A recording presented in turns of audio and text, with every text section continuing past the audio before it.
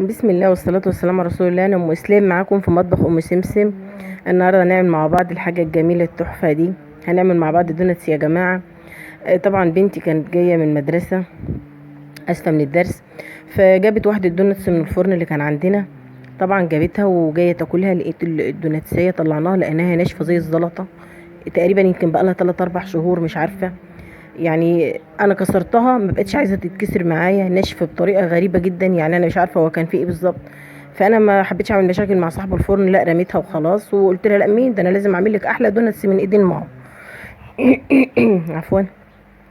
طبعا ايه، جيت قلت لها يلا بقى نعمل مع بعض، انا هعمل لك الدوناتس وهعمله لك جميل قوي. اللهم صل وسلم وبارك على سيدنا محمد وعلى اله وصحبه وسلم تسليما كثيرا.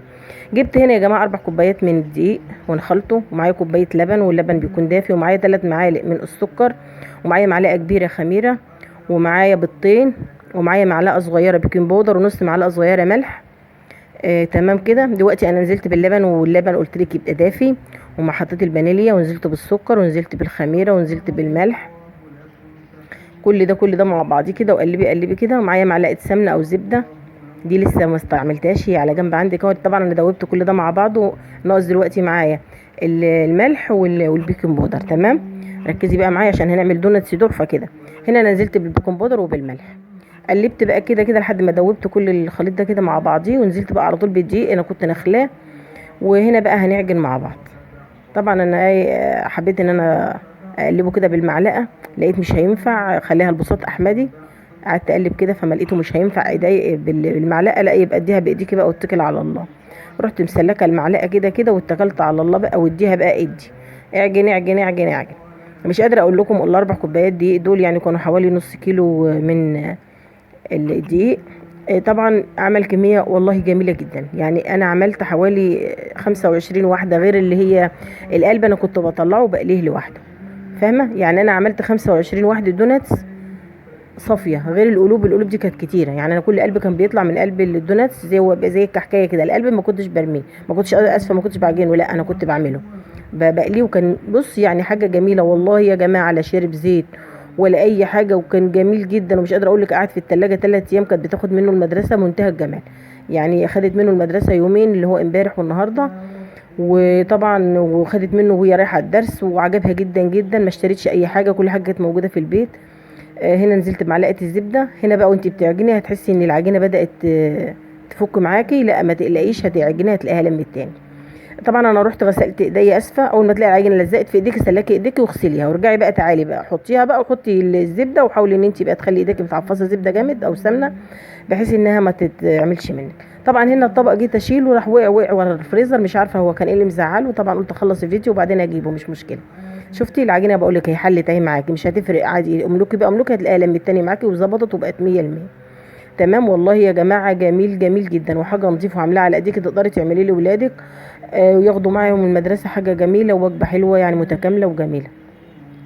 هنا بقى هي تمام اهي. هنا بقى ممكن تبلي ايدك زيت لو لو لقيتيها بتلزق معاكي، يبقى هي ما لزقتش. انا حطيت نقطتين زيت في الطبق بس من تحت، وغطيتي العجينه بالزيت، او نقطتين بس معايا، حوالي معلقه كده. دهنت الطبق كده وغطيتها بالزيت كله من كل حته كده، وهنا هغطيها واسيبها تختمر. هنا هي تختمر معايا بالظبط حوالي، سبتها بالظبط حوالي نص ساعه لان الجو كان حر. هنا هي اختمرت اهي باينه معايا. تعالوا بقى نشوف هنعمل ايه مع بعض. اللهم صل وسلم وبارك على سيدنا محمد وعلى اله وصحبه وسلم تسليما كثيرا. هنا بقى انا هشيلها من الطبق، وهرش رشه دقيق على الرخامه بتاعتي. دي خشبه يا جماعه، قلت لكم انا دلوقتي انا بصور على الفريزر، ما عنديش رخامه. تمام. دي خشبه عندي انا بستعملها، كانت ضلفه مكتبه بس نضيفه زي ما انتم شايفين يعني، وانا غسلاها ومنضفاها بستعملها على طول في كل حاجه. هنا هفرد بقى بالنشابه بتاعتي، وحاولي ان انت تخليش السمك تخين ولا رقيق. رقيق هينشف معاكي ومش هيبقى حلو، وتخين هيبقى برده مش كويس. خلي خير الامور الوسط، يعني هتبقى سمكها يعني حوالي يعني سنتي او سنتي ونص، عشان تبقى حلوه كده وهشه معاكي. لو وصلتي بقى حبيبه قلبي معايا لحد هنا مشكوره، يا ريت تدعميني بلايك وتشتركي في قناتي فضلا وليس امرا. عندك في زر جرس احمر على الشمال، هتدوسي عليه هيجيلك 3 اشعارات، اعملي دوسي على الاول. تمام. لو انت مش حابه مش عارفه تشتركي. هنا ده السمك حوالي سنتي سنتي ونص. طبعا انت هتقدري بقى تقرصي زي يعني تقطعي زي ما انت عايزه. ده طبق عندك كوبايه اي حاجه، وده عندي زي ما انت شايفه. وهنا برضو اي حاجه. بصي انا اشتغلت بايه، بما فيش باي حاجه. دي برضو انا مش هرميها، انا هقليها، وكانت جميله والله جدا جدا جدا، كانت عامله زي الزلابيه يا جماعه او نقمه القاضي. هنا طبعا ده ورق زبده. هو انا ما عنديش ورق زبده، ده الورق بالامانه اللي هو بيتلف فيه الحواوشي. تمام، انا قطعته كده بس ابيض، هو ما فيهوش اي رسومات. بقيت احط كل واحده كده على ورق عشان لما اجي اقليها ما تغلبنيش وتبقى سهله معايا، ما اشيلهاش يعني وافش خمره او كده. فطبعا قطعت زي ما انت شايفه بالطبق كده، ايوه كده.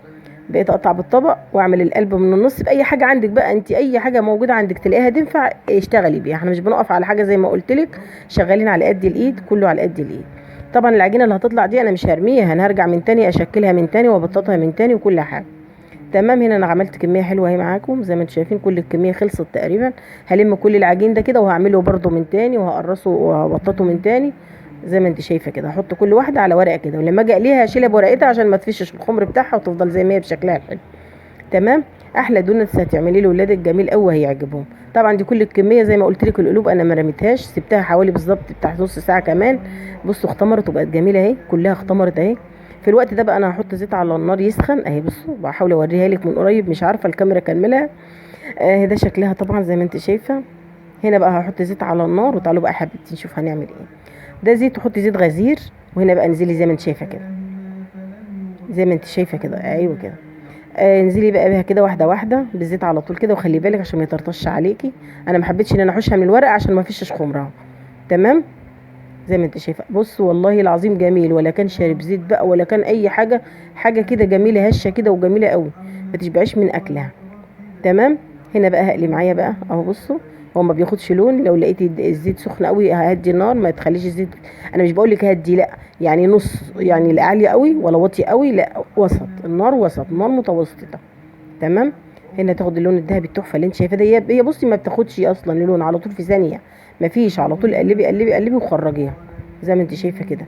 ايه رايكم بقى في الجمال؟ والله العظيم تحفه فنيه يا جماعه، حاجه جميله جدا وهتعجبكم. مش شاربه زيت، وانا بطلعها على ورق على فكره، او على مناديل زي ما انت عايز. انا هنا بطلعها على ورق برضو اللي هو ورق الحواوشي، انا ما عنديش ورق زبده، ورق الزبده بالامانه غالي، فانا ورق الحواوشي جميل وهو بيقضي الغرض، فانا بشتغل بيه. هنا هحط طاسه تانية. طبعا هنا انا هقلي بقى كل الكميه معاكي عشان مش عايزه اطول عليكي الفيديو اكتر من. انا حبيت اسرعه على قد ما اقدر، لقيته هيبقى ممل قوي فسرعته على قد ما اقدر. تمام كده. لو جديده معايا او مش جديده ووصلتي لحد هنا مشكوره، الف شكر ليكي. اشتركي في قناتي وفعلي زر الجرس فضلا وليس امرا. هنا زي ما انتم شايفين بصوا شكله جميل ازاي. الكاميرا ظلمه والله، هو شكله غير كده خالص بصراحه، بس انا الكاميرا بتاعتي على قدها. ده الكميه بتاعتي، بصوا قد ايه هو عالي وجميل. بصوا جميل جدا جدا والله. عملت معايا حوالي 25 واحده، كانوا كتار فعلا. دول مش كلهم، انا كنت عملت طبق واديته للولاد بره ياكلوا لانهم ما صبروش، بقت اول طاستين طلعوا عملتهم لهم على طول. طبعا ده صوص الشوكولاته اللي عملناه مع بعض، وطبعا هتلاقوا الفيديو قبل الفيديو ده على طول. صوص الشوكولاته البني وصوص الشوكولاته الابيض، الاتنين عملناهم مع بعض.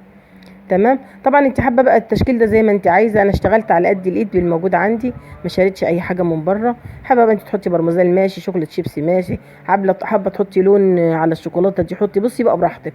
يعني اللي انت عايزه، انا اشتغلت بقول لك على قد الايد. تمام. انت بقى ده بتاعك، حطي اللي انت عايزاه، يعني التشكيل ده حاجه براحتك. حابه تحطي مربى ماشي، حابه تحطي عسل ماشي، حابه تحطيها في سكر بودره حطيها في سكر بودره، بس وهي لسه سخنه يعني تطلع من الطاسه روحي مغطساها في السكر البودره على طول. تمام. وطبعا ده شكلها جميل وحاجه جميله جدا وهتعجب الولاد جدا والله. بنتي فرحت بيها جدا جدا، ولدرجه ان هي وهي ماشيه على الدرس بقت تاخد، وهي ماشيه على المدرسه بقت تاخد، يعني عجبها جدا. يلا بقى جربيه مش هتندمي. ولو وصلتي معايا لحد هنا مشكوره، يا ريت تشتركي في قناتي فضلا وليس امرا. طبعا ده شكلها حاجه جميله جميله جدا، هتعجبك وهتعجب الولاد والله. ايه رايك؟ واللي برضه الصغيره دي بغطسها، وعلى فكره انا والله كلت منها كده من غير ما احطها في اي شوكولاتات، لان بصراحه انا ما بحبش الشوكولاتات، انا بعملها بس للولاد لان الولاد بيحبوها. تمام. وده شكلها طبعا اهو، حاجه على قد الايد، مش مهم الشكل يا جماعه، حتى لو ما عجبكوش الشكل المهم الطعم. السلام عليكم.